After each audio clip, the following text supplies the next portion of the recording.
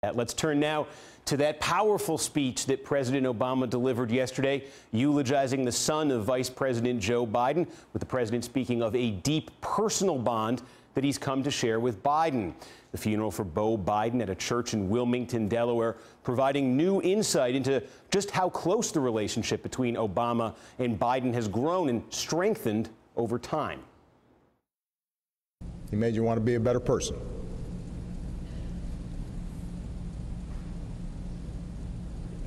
Isn't that finally the measure of a man? The way he lives, how he treats others, no matter what life may throw at him.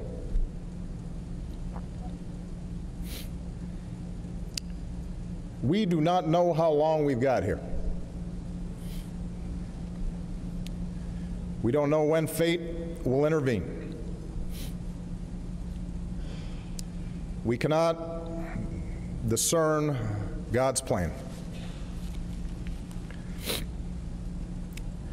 What we do know is that with every minute that we've got, we can live our lives in a way that takes nothing for granted. We can love deeply. We can help people who need help.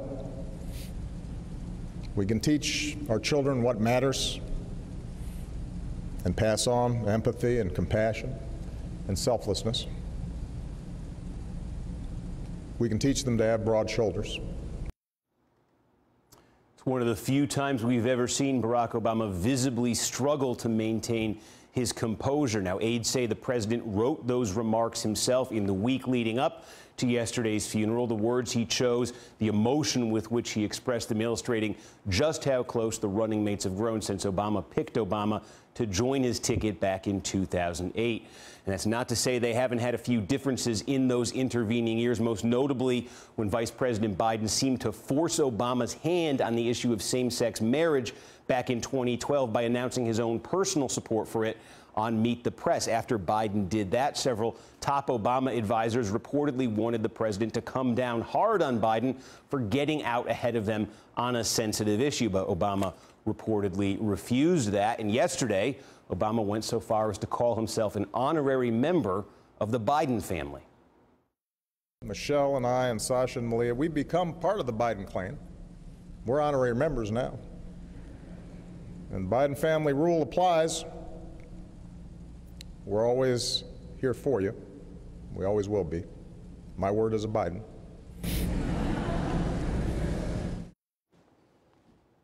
All right, and let's welcome this morning's panel. We have with us Bill Scher, senior writer with the Campaign for America's Future, Jessica Taylor, digital political reporter with NPR, and Robert George, editorial writer with the New York Post, excuse me, the local one. And, so we were sitting here watching this live yesterday, the funeral in Delaware, and we talked about it on the air yesterday. And as I think about it, it still strikes me the relationship between this president and vice president. I'm looking back, and I can't think of a parallel of a situation like this that could have happened in the past, where a president would express that kind of bond with his vice president. Usually these are shotgun marriages. These are arranged marriages. They're dysfunctional so many times. You know, LBJ, the most miserable years of his life were being John F. Kennedy's vice president, but not in this case. I mean, you can tell that they just really appreciate each other and respect each other. I mean, when such a tragedy like this happens, I mean, you look back at Joe Biden's life, and it's hard not to just feel your heart breaks for the man, everything he's gone through, from losing his wife and his young daughter,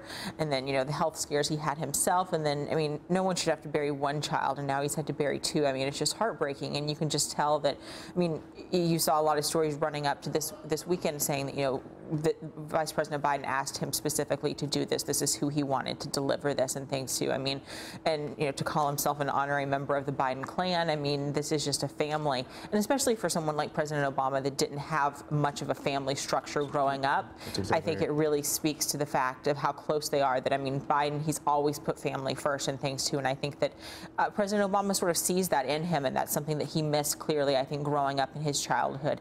And the Bidens have really sort of welcomed him into that clan. It felt to me, too, like the president was almost taking a step back and reflecting on the last 10 years of his life, of his journey.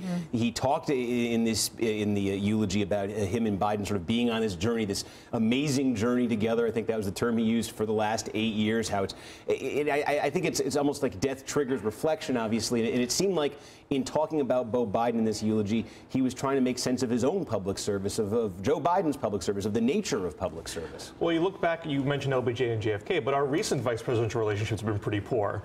Reagan and Bush were never close. Clinton and Gore got very strained at the end. Bush Cheney hit the rocks over the Scooter Libby situation. It's an awkward constitutional position that does not lend itself to a strong bond. And we hate to politically analyze at the moment of tragedy, and I'm sure this is not how Obama would want people to see how close their relationship is, but it does make you think, is this the way to have a good vice presidential relationship? Someone who is not overly ambitious, someone who has good ties to the Congress, who can fill in the weaknesses that the president doesn't have. It's sad that we're seeing a window into a relationship because of this tragedy, but it does give, I think, some evidence of how this should be done. Yeah, although it's interesting. I mean, I guess the ambition, from everything I can tell, is there and has been there for Joe Biden. Yeah. Like he's run for president before. He saw, hey, look, I'm the two-term vice president. In theory, I'd like to have a shot at this. He just got blocked out by Hillary Clinton, like everybody else pretty much in the Democratic side. Yeah, that's exactly right. But it is going to be interesting to see over the next few weeks whether this this tragedy is going to cause him to either make a decision to officially decide not to run or actually to go into it. But I have to agree with what Jessica was saying. It's the fact that the two of these men had very problematic family situations. The president, of course, growing up without a father, and then Joe Biden having to deal with this tragedy. It caused them, in a sense, to kind of complement each other. And I thought it was interesting. You pointed out that that point where Joe Biden, in a sense, got ahead of the president on the gay marriage issue. America is at a point where we're talking about relationships and families and whether gays should be allowed to have marriage and have full families. And it's kind of interesting that these two men, who both defined by very different family experiences, have actually kind of bonded in both personal and political ways. And of course, the other thing here is Beau Biden, who was the former Attorney General of Delaware, who was going to be running for governor of Delaware next year. I mean, he had so much potential in his own right as a political force. And I think this is somebody who Joe Biden looked at to carry that torch in the next generation. You had General O'Donnell that spoke right before President Obama, and he said he really believed that Beau Biden would be president one day. I mean, he was the heavy favorite to win Attorney General. I remember in 2010, everyone was kind of shocked that he didn't run for his father's Senate seat, but he sort of seemed to want to make his own path. He was still in the military, still doing this as Attorney General, and I mean,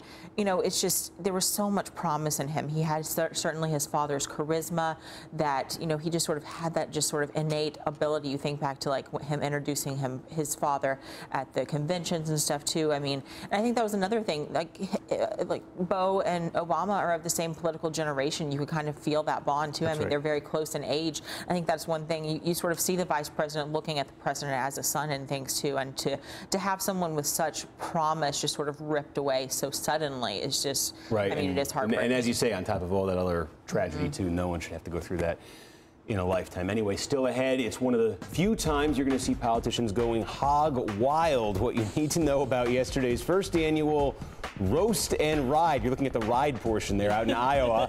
But first, a dramatic and developing story in upstate New York. 2 convicted murderers now on the run after escaping from a maximum security prison in a plot right out of Hollywood. How they were able to fool the guards right after this.